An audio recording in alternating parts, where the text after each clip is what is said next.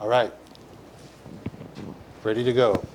Calling to order the Transportation Benefit District meeting for May 21st, 2019. Start with introductions. Far left, Commissioner Gary Edwards. To my left, to the right of him, Commissioner John Hutchings. I'm Ty Menser, President. Got Marcy Taylor, Clerk of the District Board. Our Public Works Director to the right of her is Jennifer Walker, and to the right of Jennifer is County Engineer Scott Lindblom. Correct? Yeah. Okay. Good. So first item is to approve our agenda for May 21st. Do I have a motion? I would move to approve the May 21st, 2019 agenda. Second. All in favor? Aye. Aye. Aye. Agenda approved. Second item is to approve meeting minutes from April 16th, 2019. I would move to approve the meeting minutes from April 16th, 2019. Second. All in favor? Aye. Aye. Aye. That is done. Item number 2, opportunity for public to address the board. Check with county manager who's in the house.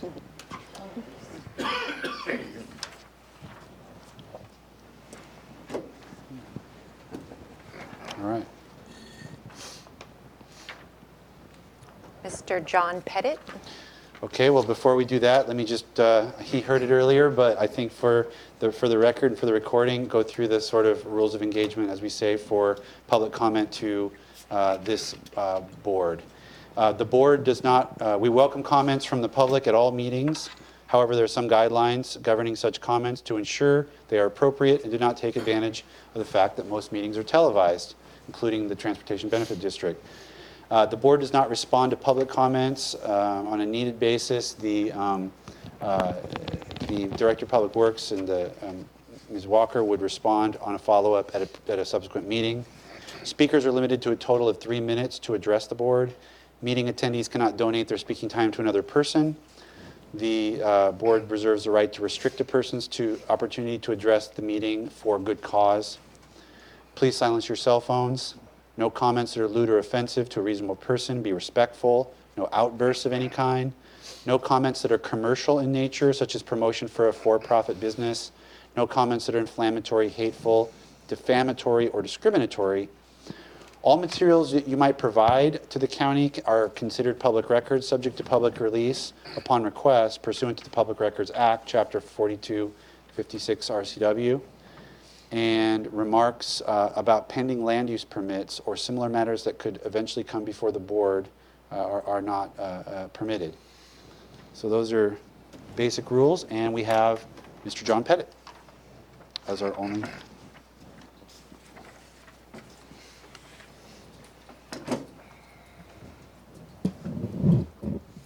Good afternoon, Commissioners. I'm John Pettit. I live out off of Rich Road in East Olympia. I have to admit I haven't really participated in coming to Transportation Benefit District meetings, and although I'm sure you're all aware that I question whether or not you're actually supposed to be having them. While I think it's great to have meetings and design for the idea that you have to communicate with different sections and departments, the Transportation Benefit District, as provided through the RCWs, has a specific purpose. That purpose has to do with having particular benefit district itemized as to a use of funds to be created for the district's use. The element of law actually suggests if you don't have any debt, that the district is supposed to dissolve. Now, you do have a debt, because over the approximate 6 years, I believe, 7 years, that the district's been in existence, you've accumulated, according to the budget, about $110,000 of debt. I'm not really sure how you create debt without actually ever having a project. You've never had a project. Not one in the entire history. According to the RCWs, it would suggest that you're supposed to dissolve the district immediately. I'm not opposed to government and portions of it all working together. But the benefit district is a design in which to find a way to create revenue. Now, currently, the county clearly continues to draw revenue away from the roads department, millions of dollars, and divert it over to the general fund. So long as the roads department is able to divert money out of the general fund, out of the roads taxes and divert it over to the general fund, it did not seem apparent there good reason that you would be needing to collect more revenue through the transportation benefit district when you don't actually have any designated benefit projects that would be created. Now, the only other portion I'd mention is that in my review of the budget, I'd seen that it appeared to be an intention to start up perhaps the license plate tax process on all the licenses because it was indicated in the county budget. I'm one of these, I always follow the money. I want to know what the money says because that tells me a lot of times more than what people tell me. So I'm going to once again repeat, lacking any project, the county needs to write off whatever expenses it's created over the last 8 years, and they need to formally dissolve the district until there's a proven need that the district needs to exist. Thank you. Okay, that was the last. Anybody else that didn't sign up might want to takes us to item 3. Department items. We have a presentation on miscellaneous topics, and Scott Lindblom will lead that item. Good afternoon, Commissioners. During the April TBD meeting, the board asked staff to provide information about innovations and efficiencies that we've used in Public Works.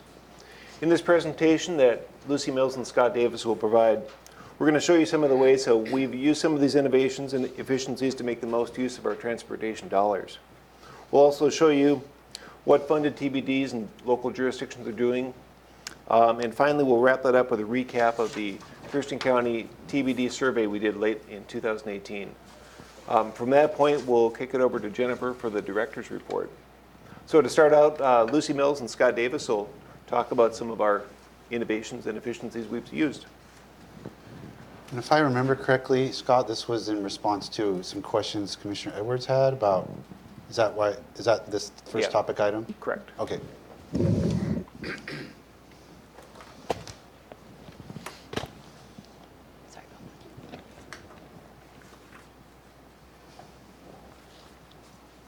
Good afternoon, Lucy Mills, Public Works Road Operations Manager. Today I'd like to talk to you about some innovations and efficiencies that Public Works is doing. Public Works staff is continually looking for new ways to do business in order to stretch our dollars. One of those innovations is using thin lifts of asphalts in neighborhoods. Typically, asphalt is installed in 2 layers referred to as lifts. Thin lifts are less than an inch thick. Installing thin lifts as opposed to chip sealing in neighborhoods results in fewer disruptions to the residents, longer service life, and a smoother pavement surface. Thin lifts can be installed by county forces in 1 day, while chip seal is a multi-day process. Overlays last longer in subdivisions as chip seals tend to break down in cul-de-sacs and driveways due to tight turning radiuses. Another innovation Public Works is using is adding Kevlar-type fibers to our asphalt mixes, and I have an example of that here. Oh, good. Okay.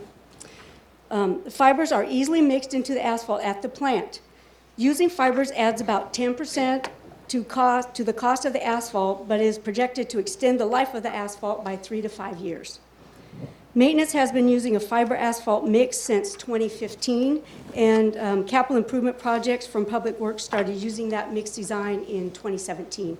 The first project was the Rich Road project that they completed that year.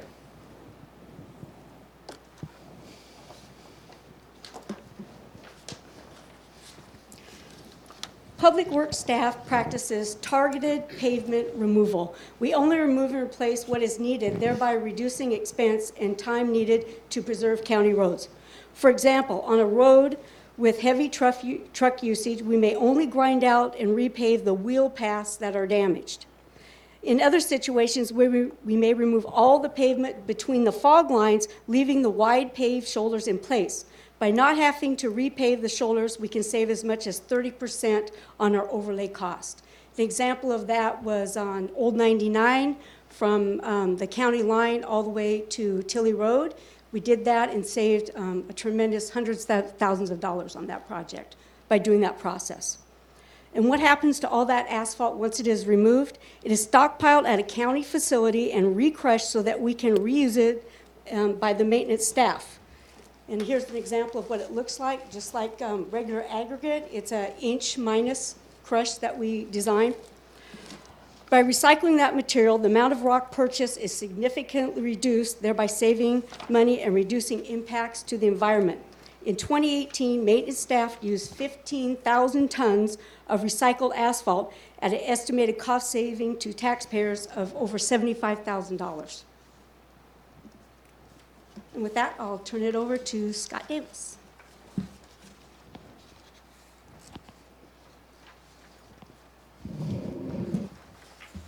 All right, good afternoon, Commissioners. Scott Davis, the County Traffic Engineer.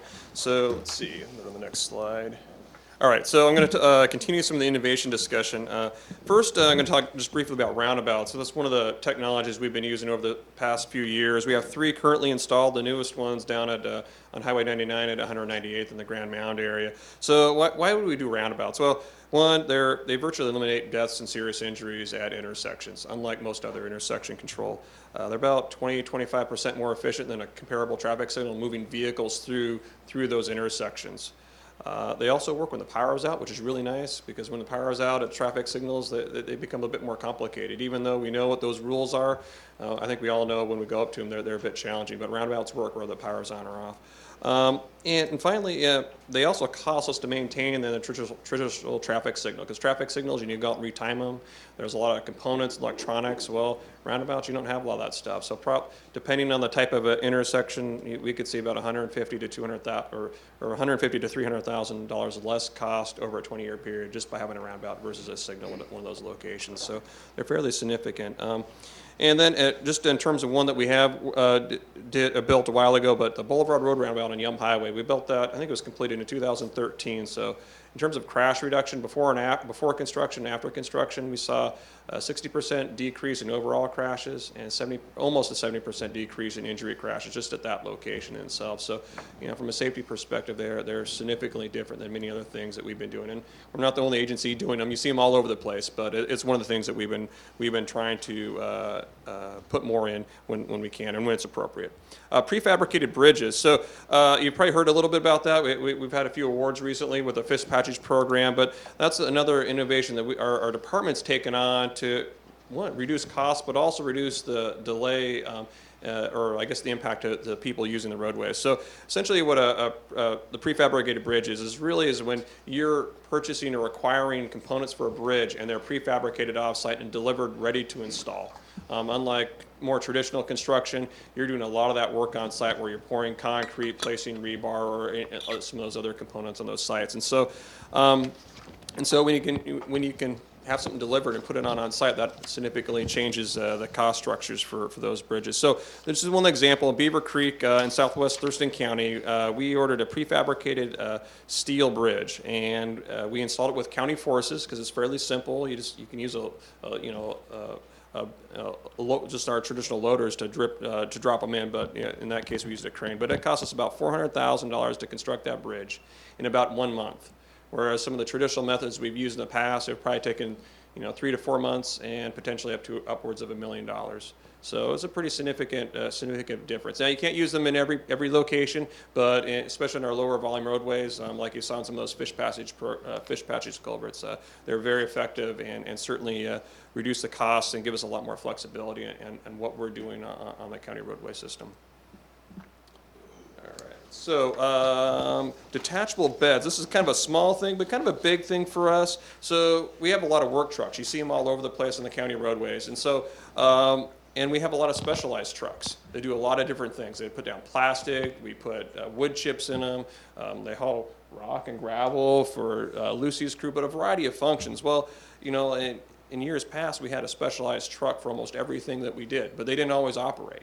And so one of the things that we've been doing is buying, well, we call them hook lift trucks, but basically they're trucks that have detachable beds. So, for example, one that we actually share with Lucy, the road maintenance team, or Lucy's team, is it's basically like a 5-yard truck, but you can put a 5-yard box on it to load wood chips during the spring. In this wintertime, you can put a de-icing tank on there and de-ice county roadways. And then summertime, when you haul paint along, we put a flatbed and put paint totes on it, so when we paint and stripe the roadways. So one truck doing 3 things. And so we've done that with a variety of functions throughout our department. So it seems kind of small because it's truck, but we've actually reduced the number of vehicles in our fleet, but also provided a lot more flexibility for our teams to actually do their work. LED street lights. You see a lot of these, especially in Olympia. So we have about 1,000 street lights in Thurston, unincorporated Thurston County. Most are maintained by Puget Sound Energy. Those are the ones on the utility poles, just hanging off of those. But we have about 400, a little over 400 lights that we directly maintain. And so, and we've converted about 160 of those lights now. We still have obviously a handful to go, but one reason why most agencies are converting to LED lights is, one, they consume less power. They also last longer. So we heard a lot about power consumption when we talk about LED lights, but they actually last longer. So depending on the light usage and where they're at, I mean, these could last upwards of 20 years. So a normal light that we have out there, which are called high pressure sodium, because they have the more yellowish light, you pretty much have to replace those bulbs every 3 years, or you're looking at outages and other things, which you don't want, but it's hard for agencies to keep up with those. And so, over a 20-year life, you're looking about 7 less times you're actually going to that light to do maintenance, shutting down traffic or doing whatever you need to do just to replace a light bulb. So it's a pretty significant difference on the maintenance side of things, absent the power savings. And so on one road, one of the first roads we converted, it was Dederow Road over in the Lacey area. We converted 21 lights, and we saw about a 60% reduction in our power bills. So that adds up over time. All right, so safety. I think I've talked about safety a little bit over the past few years, so this will be a little bit more of a story, but this is an innovation we took on a few years ago. So historically, in most public agencies, we use crash maps and crash rates to look to where we should be doing investments. But the challenge with looking at crash maps, especially when you're looking at serious injuries and fatalities or deaths, is there's not, at least in unincorporated Thurston County, which is like most counties, there's not a pattern, there's usually not a hot spot. And so the challenge, if you're trying to eliminate those types of crashes, is it's hard to end fatalities and deaths if you're chasing crash data and not being proactive and getting out there before something happens, which is something that is asked me every now and again when I talk to the community members. So in 2012, we took advantage of an opportunity to work with the Washington DOT as well as Federal Highways to look at basically pilot a new way to look at crash data. And it was called the Systemic Safety Tool. And it really allowed us to look more holistically at our data, versus just looking for spots or dots on the map and waiting for something to happen. And so I guess I'll give you an analogy before I get into a little bit what we did. But it's kind of like going to the doctor. So you go for a wellness check or a physical. They usually ask you what's your family history. They take your blood pressure. They take your heart rate. Sometimes depending if it's a physical, they'll check your blood cholesterol levels, sugar levels, all those kinds of things. And what they're looking for is when they're asking your family history, they're asking, well, depending on what's going on, those might be emphasis areas. So if it's heart disease or if it's something else, they might be looking for something to emphasize and look more closely. And then when they start diving into like what's in your blood or like your blood pressure, those might be indicators or risk factors that might indicate to the doctor that they may need to intervene in advance of something happening to you as an individual. And so just like us as going to the doctor, you can treat the roadway system the exact same way. So instead of waiting for a crash to happen, we looked at all the serious and fatal crashes in the county and started looking for those indicators that are commonly occurring at those locations, like what is the traffic volume, what's the roadway width, the speed limit, and a variety of other factors, and started correlating that information. So then we started taking a look at those locations had most of those indicators. And so when we got done with this, we found that, at the time anyway, almost 50% of our fatal and serious crashes were occurring in horizontal curves. And we knew that was an issue because it's an issue all over the United States, but we didn't know it was that much of an issue. And then looking at indicators, we we were able to prioritize or strategically prioritize locations where we could make low-cost investments and hopefully have a difference at the end of the day. And so we did. And so using this data analysis type and being kind of more of on the leading edge of what was happening in the United States, we're able to leverage with about $200,000 of county road fund dollars. We were awarded about $8 million in federal funds. And in the end, we made investments throughout the county on almost every single arterial collector roadway we have. And we saw about a 35% reduction in fatal and serious crashes reported being horizontal curves. And so that's pretty significant at the end of the day. And I think we made a difference just by looking at a new way to do business. I think, is that the last slide? Yes. All right, Mr. Limblem, back to you. Questions about that piece of the, Well, when we talk about safety, Yes. what about all those rumble strips? Not the ones that are on the side of the road, but the ones that forewarn you you're coming up to a stop sign or a curve or a hill. What's the deal there? Any citizen that I talk to tells me they want to do away with those. Because especially when they live in close proximity to those, what do you call them, safety strips? Yeah, well, you call them safety strips. Yeah, they are rumble strips. I don't remember the actual crash reduction, but they are one of those documented ways to reduce people from running through stop signs or being more alert to a curb. Now,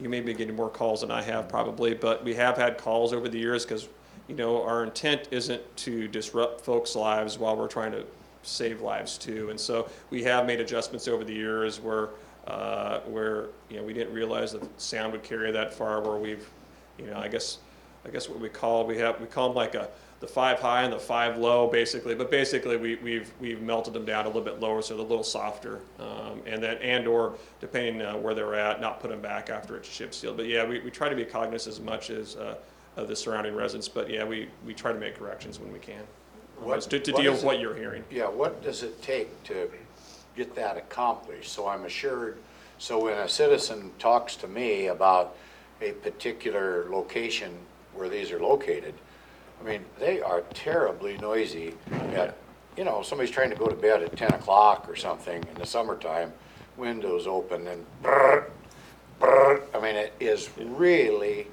a bugger. They need to call Public Works and they need to call Thurston County Public Works or send us an email and we'll take a look at it. And we have made adjustments in the past because we do want to have as safe as roads as we can, but like I mentioned, we're also not, our intention isn't to disrupt folks' lives who are living right next to those roads either. So Well, it does travel for quite a ways. I mean, It can. next to it is really bad. Yep. But even a half mile away is bad. Yeah, there's definitely areas, you're right, there's definitely areas where, we had someone call us, I think it was on Delphi Road, and we just didn't think that it was just gonna, the sound was gonna carry quite as far, but it was just the way it was situated, and so we made some adjustments. Well, I will say that I believe I get calls because I make every attempt to be responsive to my constituents.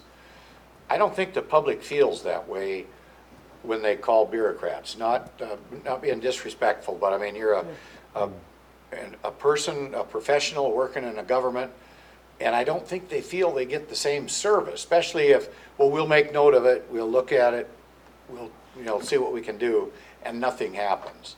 So I just want to come up with some assurances to those individuals that we can do something, and I guess I need to know what the process is. The process would be to call us or email us, and I mean, I guess to those listening, we have made changes and modifications to those in the past for that very reason that you're talking about. Do you have a business card made up or something with your phone number and I stuff do, on it? but it's not on me. I can give you my phone number you want. You know, You can call me directly, actually. I would hand out cards if I had them. I can have cards sent, I can have cards delivered to your office. That would be an easy thing to do.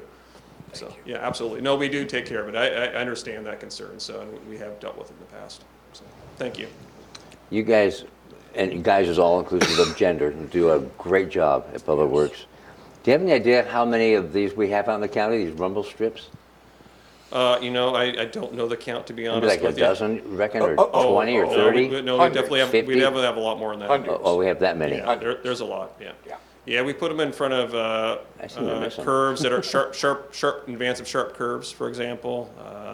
We have them in front of a lot of stop signs in our rural areas, because where the higher speeds are really where most of our, more serious crashes are happening. So, yeah, they're mostly in the rural area, not in the Now, the ones on the divider line down the center, when our kids were young, it was ready, aim, fire, and you hit it. Cease fire. The Kevlar, I'm intrigued by that, and Lucy brought some. Is it the same, like a fibrous material that are used in ballistic vests that law enforcement you wear? It is? So it just extends the life, you say 30% or so, or? 3 to 5 years, you said. That's crazy. Wow, that's a great idea. Could I have a question? Go for it. Oh, plasticky. When we're doing things like developments that are eventually going to be turned over to the county to maintain the roadways, do we require these better roads to be put in, or do we let them get away on the cheap? Oh, that is interesting. No, we have a road, well, yeah, our roads, no, they're expensive roads when they put them in. Yeah, but I mean, what Lucy was saying, if, just a thin layer, little, costs a little more, but if it lasts, 6 times longer, it seems like a pretty good investment. Yeah, I'll probably let Lucy talk to the asphalt, but yes. Developments are built to our road standards, and at this time, I don't believe the road standards require Kevlar type of fibers in them. That's something that the county engineer could probably answer. But what we do is when we go back into those subdivisions, we'll just put that really thin lift. It's not a structural type of lift, but it's more of a preservation type of lift that will extend that life longer than a chip seal. When you put a chip seal in those subdivisions, what happens is you get a lot of sharp turning movements into driveways and on cul-de-sacs, especially with garbage trucks or school buses, and it just peels that chip seal right up. So it really shortens the life of a chip seal, where if you can put that thin lift with the Kevlars in there, it'll extend that life quite a while, so we don't have to go back in there. Okay, thank you. I'm glad you're thinking of that. I just have one final question of Scott. Did you wash your orange shirt with something of a different color that kind of bled or something? Yeah, good question. I've been apologizing for all day, actually. No, my real orange shirt actually looks just like Scott's over there, Mr. Lindblom's, but it had a few spots on it, so I think I just chose something a little bit different today. Well, I didn't mean to front you, but, That's all right. okay. Thank you. sir.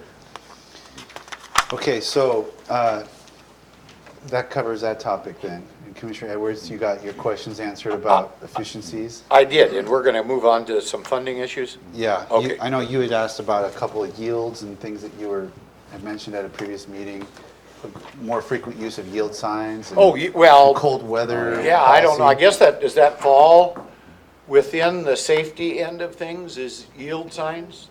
We'll have Mr. Davis come back up. Because he's the safety man. I know Yield he's signs got are a on the national table. award. Yield signs. You've got a national award for safety innovation, right? I did, yes. So you Do you wanna must be come the up to man the- to fill us in on yield signs. I just think funny you brought if that up. we are concerned about our planet and carbon fuel usage and whatnot, the kinetic energy that is used from a dead stop to, say, 10 miles an hour versus a yield where you roll through at 10 and then on up, it has to be tremendous, the amount of energy that could be saved. And I don't know why in locations where we can do so and safely have a yield sign, why we can't do more of that. And when I refer to yield signs, I realize that you do put some up, and I'll use the one at Four Corners, Vale Road and Bald Hill Road. Oh, yeah. For the But that is a turns. more Yeah. extensive intersection adjustment where a new lane was put in for the right-hand turn and all that. I'm talking about rural America that gets very light traffic, although in some areas where it's very safe, it's open, and the situation is right where a yield sign would work. I mean, it used to be pretty common in the olden days when I was around, that we'd use yield signs. And if we're serious about fuel consumption, I don't understand why we don't use more yield signs. And nationally, obviously, because I don't know what the amount would be, but if you had 10% of the signs, what are stop signs now, were yield signs, I would think that would equate to quite a fuel savings, countywide, statewide, nationally. So any chance, if you don't know the answers to those, that you might be able to come up with some type of a study. What is the kinetic energy loss from, a stop to go versus rolling through at 4 miles an hour? I don't have an answer, Right. but I know it takes a lot less energy. Yeah, I noticed that when I see the fuel mileage on my car, when I start versus I get going. Yes. So I mean, it's pretty clear. And I'm sure folks have done studies on that. I don't know if we'd engage on it, but I'm sure we could get that information because I'm sure car companies have already done that. But yeah, so the yield signs, I think we have about 5,000 stop signs in the county throughout. We have obviously a handful of yield signs. Anytime you go to a roundabout, you see yield signs, for example. And Four Corners, Bald Hill and Vale Road, for those right turn movements, we have yield signs. Some of the challenge with the yield signs, there's probably places we can do them, is we have to provide a lot. If we're going to change out something, we'd have to provide a lot more sight distance. So if you're going at 50 miles an hour or 35 miles an hour, your vision triangle to make your decision before you turn is a lot different than a stop sign. And so that would be something we'd have to consider. But there's certainly probably areas out there in the rural area that would probably work. The probably more applicable location would probably be the subdivision areas in our urban subdivisions. The question I would probably have, and it would be interesting to look at this a little more closely, is would we actually really be changing driver behavior? Because I just in my own subdivision, I was 150 homes in there, but there's still rarely traffic. There's no delay. There's no backups, and folks do roll through stop signs. So if you put a yield sign there, would they do the exact same thing? So.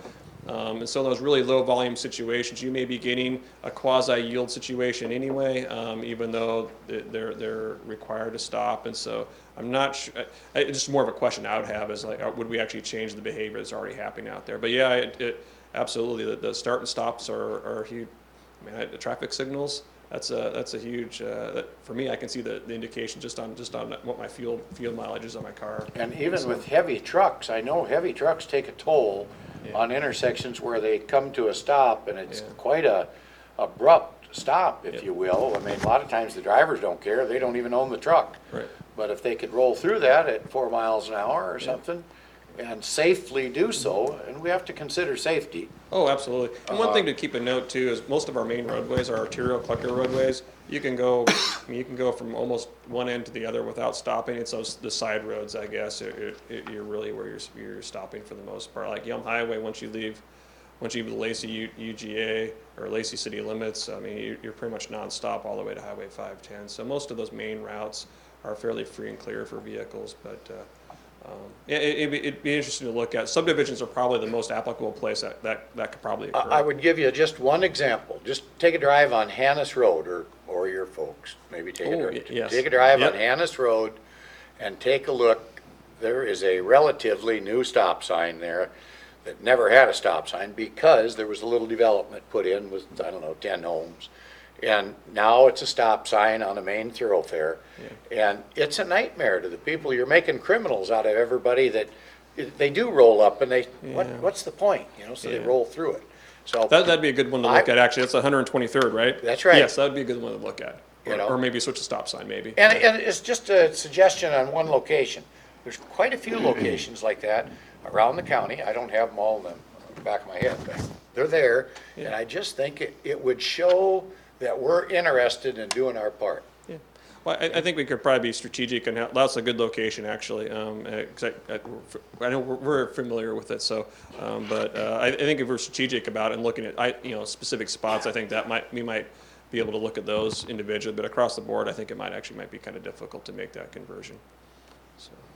Okay, thanks, Scott. Thank you. I just want to may I make a comment to that? Oh, yeah, sorry. It just seems like if someone comes up on a stop sign and they stop, we're not making them criminals. Right. No, but That's a choice they make. But if we encourage them to roll through the stop sign, I'm not encouraging anybody to roll through a stop sign. well, that's kind of sounded like where we were going with that. Back to Scott for the second piece of this. All right, thank you, Commissioners. So what I'm going to run through now is just some highlights of what the other TBDs within Thurston County are currently doing. Uh-oh. What I'll do first is talk about turning my microphone on, and from that point I'll proceed. My apologies. So, thank you again, Commissioners. What I'll be doing for the next few minutes is talking with you a little bit about what each of the 3 local TBDs do within Thurston County. That includes City of Tumwater, City of Olympia, and City of Lacey. As you know, they have all got funded TBDs at this point. And I want to start with the City of Tumwater, who formed their TBD back in 2015. At that time, in April 2015, they had an election, and the city opted with a 0.2% sales tax. I'm on the right slide. And their TBD revenue is targeted toward pavement preservation. One of the reasons they did that is they felt that there was more revenue generated than the vehicle license fees, and they also took the approach of, it was their belief that that would be paid for by all those that use the roads.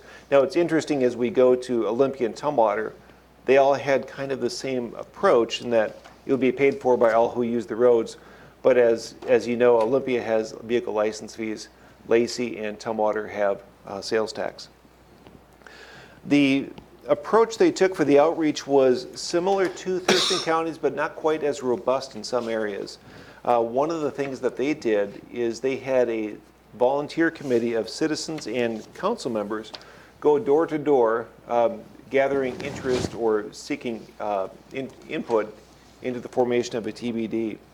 They also hosted a roundtable, or hosted a table at the Tumwater Artesian Festival, but from what I heard, that didn't generate a lot of input or feedback at that time. They also held a meeting with some of the major businesses that would be impacted by the sales tax, but they indicated that the turnout for that was very low in spite of the free lunch that was offered. Some of the things that we did already at this point, kind of more than Tumwater did, is we did, I think on the order of 15 or so community presentations. We did the survey, as I'll talk about in just a few minutes, and we did, like Tumwater, a fair amount of web outreach with social media and, I guess, other social media things. I'm not too up on the social media. The revenue they generate is about $1.68 million per year, and again, that's targeted toward pavement preservation. When that passed in April 2015, it passed with a 68 to 32% margin. Moving up the road to the City of Olympia, this is the county's, it's the oldest TBD within Thurston County and formed in 2008. It started at that time with a $20 vehicle license fee. And back in, let's see, I believe it was 2018, it was increased in a councilmatic matter to $40. And as I mentioned a moment ago, why did they choose the fee? They took the approach of it limits the cost to those who use the roads. And again, like Tumwater's and Lacey's, they took the same approach same perspective with a different approach. They did very minimal outreach in the City of Olympia other than city council meetings, different city committees, public hearings. They did not do a survey like Thurston County did. When they increased the fee to $40, they sent out a postcard. The feedback they had throughout the whole process has been very minimal. Other than when the vehicle license fees were first put in place, there were some issues with Department of Licensing not quite getting the vehicle fees correct, in that some people outside the city were billed, some people within the city were not billed. According to City of Olympia TBD staff, it sounds like most of those issues have been addressed at this point. Moving east over to City of Lacey, their TBD was formed in 2017 and with a voter-approved 0.2% sales tax in February of that year. Their revenue is targeting pavement preservation and sidewalks. And again, I'll go back to why did they choose the sales tax? They thought it'd be paid by all the users of the roads. And it also generated more fees than the vehicle license fee. They did stakeholder meetings. I think between the Public Works Director and the city engineer, they did 27 community meetings throughout the city. They also provided a mailer to folks. They did not do a public survey to gauge interest like Thurston County did. And since the fee has been in place or the taxes have been in place, there's been very minimal public feedback, minimal response. Typically, the response that has come in has been through the TBD, but has not been TBD related. It's, can you maintain the road or maintain the trees along my road, or issues not necessarily related to TBD funding. That passed again in February 2017, 62% to 38%. And I think I failed to mention, City of Olympia's TBD generates about $1.6 million in revenue. City of Lacey's about $2.9 million in revenue. And before I go on to kind of a recap of last year's survey, do you have any questions on the Lacey, Olympia, or Tumwater's TBDs? By any chance, do you know on sales tax that is generated in a municipal jurisdiction, the county gets 15% of that sales tax generated to run county government? The city gets 85%, the municipality. Do we get 15% of this 0.2% that comes to the county? Do you know the answer to that? I believe we get the 0.2% sales tax, but that's something we can certainly verify. No, we'd only get 15% of it if we got any of it. He's asking currently, do Oh, I we do don't not get Do it. we share in that piece, I'm the just way we wondering share if in we the share rest it of all the in that. city's sales tax revenue? Or does that all go, that extra 2% all All go go to the city? We are allowed to, out of $1 of sales tax generated in a municipal area, we get 15 cents out of that dollar, 85 cents goes to the jurisdiction. In the county, a retail outlet that is generating sales tax, on the $1 sales tax, on that amount, we get the full $1. What I'm asking is, on the 15% that we get from a municipality, when they increase theirs by 0.2%, do we also get 15% of the 0.2%? Ooh, I'd have to check into that. We'll check. Robin maybe Yeah, can tell you. I would speculate no, because it's Well, specific maybe somebody to missed use, that. but Special use like Maybe. yeah. criminal Maybe. justice tax, or law and justice tax. We don't think we see any of that either. Just worth looking at. Yeah, Well, we'll that's a good check that out. question.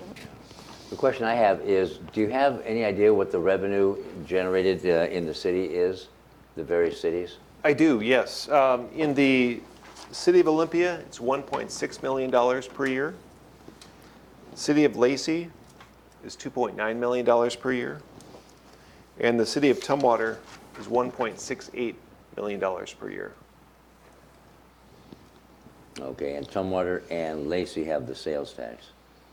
Correct. Yeah, thank you. That 1.6 for Olympia, that's after, I see that they bumped it to $40. So that's after they bumped it up to 40? I believe it is. The 1.6 was their revenue projected for 2018, which So is... they were getting half of that. Yeah, and actually that brings up a good question, because I think they implemented the $40 in early 2018.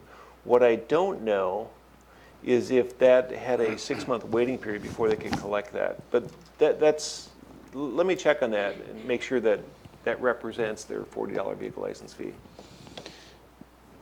It was interesting that you brought up the problems with the tab, because I brought up this morning, I had spoken to a group, a Scott Lake Neighborhood Association, right after our last TBD meeting, and I was talking to them about issues related to road fund and pavement preservation and how the costs go up and what the funding options would be. And one of the piece of feedback I got was a concern by a guy who's kind of he works for a state system data analysis guy, and he was concerned about how you would go about being accurate in in assessing the right cars or the right vehicle owners for the right TBD jurisdiction. Right. And it sounds like that was something of a challenge. It was initially, and it sounds like from Olympia's experience that's been addressed. And There will probably always be things that fall through the cracks, but systematically, it sounds like it was really addressed by the Department of Licensing. Okay. Anything else in that piece, guys? No, sir. No. Okay. Then we're on to part three. Okay, next up, my microphone is on this time, so I'm in good shape. So I'm going to talk a little bit about the survey we did back in late 2018. And this will be somewhat of a recap, and we'll go through it, and in the end, we'll talk a little bit about, wrap it up with, I guess, some options that are available to the TBD board. You may recall that as part of the outreach effort we did last year, a company called DHM Research, which is a firm specializing in survey implementation, they designed a 35-question survey with a sample size of 400 respondents to capture a representative sample of residents living in just the unincorporated area. Residents or respondents were contacted by a live person from a list of registered voters. It was a statistically valid survey for those who do surveys, but what it did is it ensured a representative sample. Quotas were set by age, gender, area of the county to match the demographic profile of the area's adult population. Topics covered in the survey included the perception of roadway conditions and general safety, investment priorities, willingness to pay for transportation improvements, and a funding mechanism preference. The survey began October 1st of last year, and what I'll be going over here was the results of the phone survey, and has a 95% confidence interval with a margin of error of 4.9% if you follow statistics.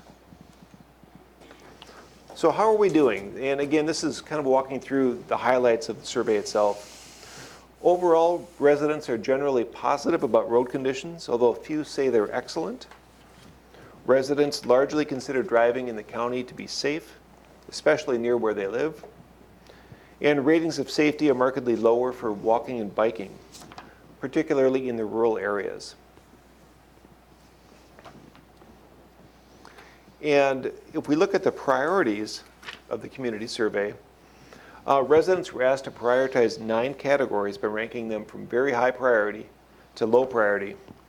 The percentages you see on the right are the totals of the very high and high priority votes. It's interesting to note that 2/3 place the highest priority in repairing and maintaining existing roads, safety, and signal timing. The top 3 categories of project types the TBD could fund were repair and maintain existing roads, add safety features along roads where accidents have occurred, and improve traffic signal timing to optimize traffic flow and better manage congestion. These responses align very well with the goals of the TBD, which is preservation, roadway safety, and technology. And that technology could be used to improve travel times. If we look a little bit closer at more specific activities the community talked about, roadway maintenance, pedestrian safety, and congestion, and general safety came out as the top individual priorities. And again, this aligns very well with the priorities of the TBD.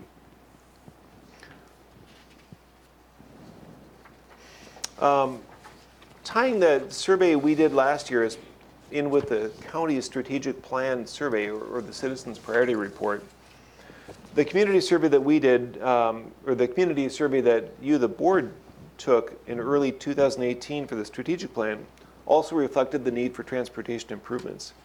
In fact, 2 of the top 4 of what the community said were the highest priorities for the county were transportation, below only homelessness and poverty and growth and development.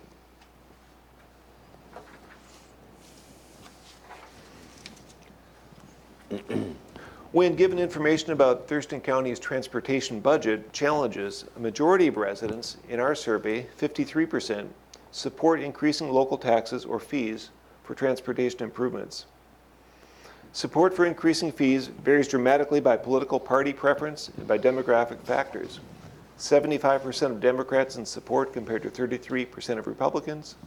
60% of residents age 18 to 44 compared to 48% of those 45 and older. And 58% of women compared to 49% of men.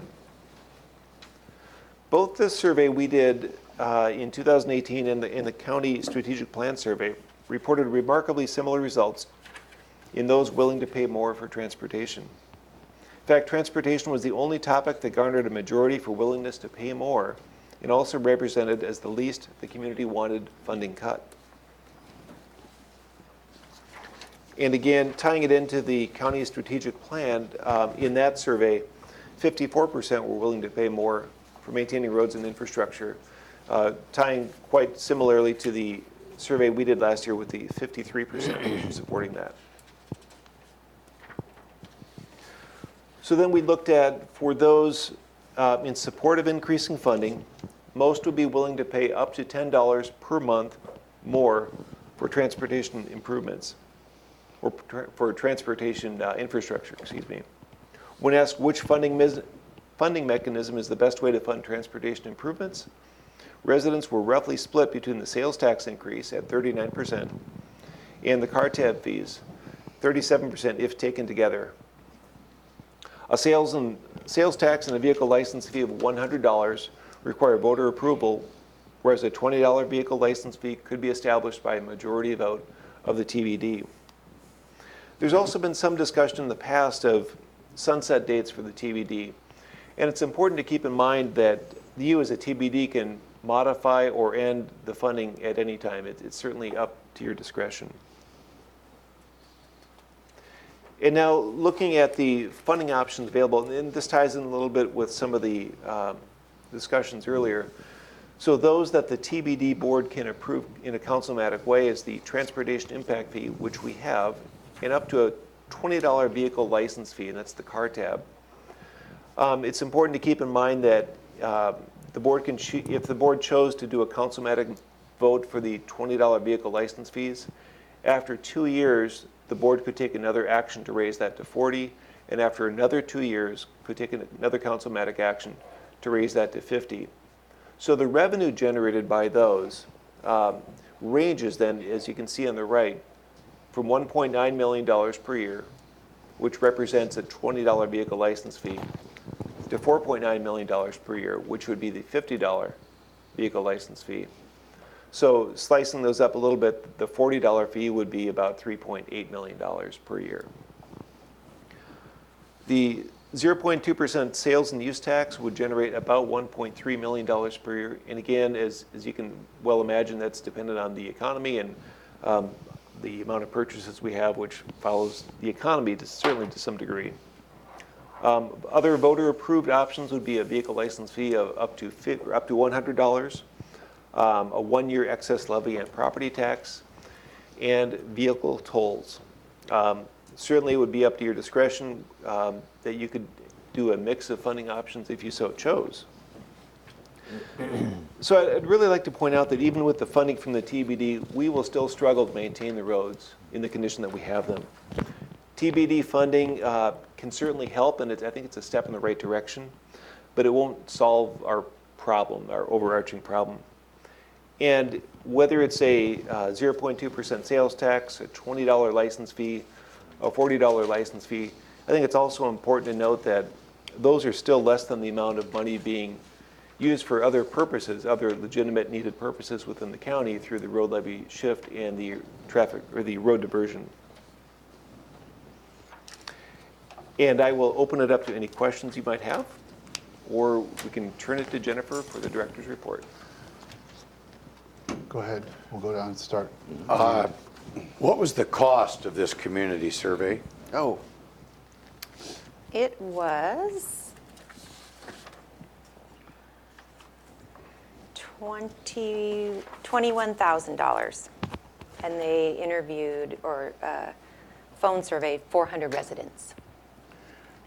And the Transportation Benefit District has been in place for Since 2015. 5 years, roughly, close to? When in 15, I guess? It was January 2015. Of 15? Okay, so we're coming up on 5. Could you give me an idea of the expenditures each year of that period of time? Yes. So in 2015, $7,691.01. And I'm reading from the 2018 report that we provided. 2016, $16,564.11. 2017, $1,981.85. 2018, $76,343.82. $56,909 of that $76,000 in 2018 was working with our consultant, not only to do the survey, but they also put together the presentations that we did too, and also did this idea of a meeting in a box. So they put a presentation together that we could go out and present to. Okay, so groups. the total community survey package, I guess. For all of the work that the consultant work did that one totaled group did. Who- and- $56,009. And is that a survey group or what? Who did that? Yes. Like Elway or? No, you said it up front. I don't. Well, do you the recall company that did the survey was DHM Yeah. Research. There was another company that hired DHM Research to do the survey, so they were sub to the prime consultant. I'm drawing a blank at the I name. know. But that total package, just the total package was how much again then?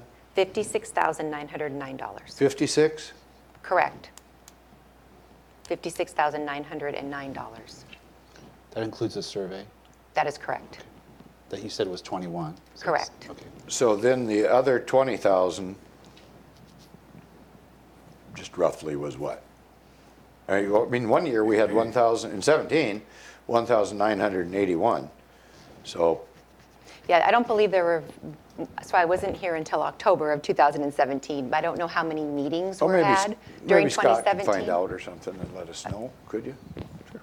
I'm just curious, what led up to these expenditures and what did we get out of it? That's kind of where I'm going. Meetings, Pardon? these meetings, and staff time Well, to yeah, but- prepare for the meetings. But I remember we had a couple meetings in 17, and we spent under $2,000 apparently. And we've got 16,000 on 16, 20,000 on 18. That I'm just curious what we got out of that. Well, what we've been trying to get is the TBD funded, so we're looking for direction Well, I from the realize board. that, but- We haven't been successful yet, but And I that is where realize we that. are. And if we can't come up with an explanation, you'll probably be less successful. Oh, I think guess we've when it- given an explanation, No, Commissioner. the $20,000 for 18, not the part for the survey, and Yes, that's staff time. That's, so we had another 20,000 on top of that was staff time? On top of the yes, 56? yes. Okay. Commissioner Hutchings, did you have? Yeah, my question is regarding the estimated revenue, whether it be for the sales tax or vehicle fees, going back to the community service or community survey page that talks about preservation, roadway safety, and updated technology. Looking at the revenue that's projected, it's not going to cover any one of these things, is it? And, For example, the top one, repair and maintain existing roads. What does that take? What would that take to do that in a year? Certainly, it's going to be more than what the Yeah, sales tax will generate. Absolutely, and the options that we presented here do not cover the cost. And it's important to know too, I think for the last couple meetings, maybe for the last year or so, when we've been talking about pavement preservation, when you think of the whole roadway system, the pavement is one piece of that. So certainly the pavement degrades, we have to maintain and preserve and maintain and ultimately replace the pavement. But there's sidewalks, there's lighting, there's stormwater drainage, there's a host of other things that are above and beyond just the pavement. So the numbers that we've put down here are insufficient to maintain just that component. We're not even talking about the bridges, lighting, stormwater, curb, gutter, sidewalk. So to add safety features along the roads where accidents have occurred, which is the number 2 highest priority per the survey, is still insufficient funding just for that? It would depend on where the board chose to put the funding. If there was funding available, where the board would want to put that. Certainly, 1.9 to 4.9 or $1.3 million is a huge step in the right direction. But any one of those things, it's insufficient to fund the needs that we have. Okay. Thank you. Is there any chance that you could make sure that the numbers that I've stated in the past are correct? Those numbers are out of a gallon of gas that a citizen purchases in Thurston County, they pay 50 cents in state tax to the state of Washington. The state of Washington reimburses Thurston County 1/4 of 1 cent to do things on roads with that money. So I'd just like to make sure that I'm correct. I got that information sometime back from somebody in roads, but I'd like to make sure I have that so that when I go and talk to my state representatives and tell them that is inadequate funding to do what we're doing, because any of the funding sources that have been talked about here will not even cover what we divert for law enforcement purposes out of the existing road fund legally. We legally divert $4 million. And we still have the lowest number of deputy sheriffs per 1,000 than any jurisdiction in the state. So I'm looking for a solution. And the solution probably is not through this funding source here. It's probably something coming from the state to where they free up something so they aren't building bridges that later sink with our money. We can do a better job with our own money. So that's where I'm going. I'll be working with our senators and representatives, but I would like to make sure that I'm telling them the truth. Sure. when I talk Yeah, to them. we can get you a good gas tax breakdown for the state taxes, or for the taxes we pay the state. I mean, it's somewhere in, it's close to what I've just Yeah, the verbalized, state, but I don't know it state exactly. sales, or the state gas tax is 49.4%. Okay, And I then- knew I was But wrong. you were pretty close. And the federal gas tax, I think, is 18.3 Yeah. cents per gallon. And the locals is what, we'll get you a good gas tax breakdown. I think that'd be. I be believe helpful you for told me once, somebody in your shop told me Yep. it was 1/4 of 1 cent per gallon. That's what we get. Yeah, it's, the county's portion of the gas tax in the state is 4.93 cents. However, the devil's in the details on Right. that. But Has to do with we'll get you population that. and mile, all that. There was a formula. There's a very complex formula, yes. Scott, I just want to get it right. Thank you, sir. I want to go back to the transportation impact fee, which you kind of went through quickly and said, well, we have that. That's not, that was not a TBD action, correct? Correct. So we have it, but it came from came from the Board of County Commissioners? When did we get the impact fee? It started in 2013. So prior to the TPD board existing. So I guess what I'm trying to figure out is the option, the impact fee option that's listed here under the TBD, is that the same kind of fee we just add on to it, or it's some different type of, it works in a different way under a different statute, or what is that? The impact fee program, or the impact fees that would be assessed, would be a tool that a TBD has to assess. However, in our case, my understanding that I don't think we could, do you know if we could jump on that? I don't think we could. Well, the TPD impact fee program that a TPD board can impose is just for commercial industrial traffic. And the impact fee that the board adopted back, well, I think it was 2012, but didn't go into effect till 2013, applies to residential and commercial industrial traffic already. So it's certainly something, it could be looked at again, but again, the impact fee program that Thurston County has covers the all the different types of traffic hit the county roadways. So a targeted one under the TBD would be, is there, I mean, I have no idea how much revenue that would generate relative to a car tab or a, Yeah, we'd have to, if there's something there's interest in targeting, we'd have to take a look at it, with the consultant help us the first time around and see what that might look like if you're really focusing on commercial industrial traffic, because there is a little bit different type of traffic volumes. I mean, they're not always peak traffic, off-peak traffic. Obviously, trucks from a pavement standpoint have a much greater impact than a personal car. So, there may be some things to look at from that perspective. I'm not really sure from the legality standpoint. We'd have to do some investigation and get back with you on what that might look like, if that's a direction you'd like us to go. I just don't ever remember talking about that. So it sounds like we haven't ever sort of fleshed out that option. Okay. Well, I think when we were looking at the options, the impact fees were less. It was, I don't remember the numbers, but it was certainly less than sales tax, I believe.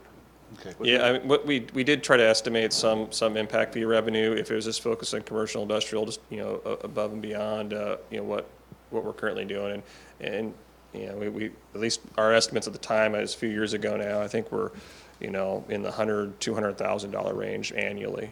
So, With the impact fee? a lot smaller revenue opportunity there than some of the other options that are available to the TPD board.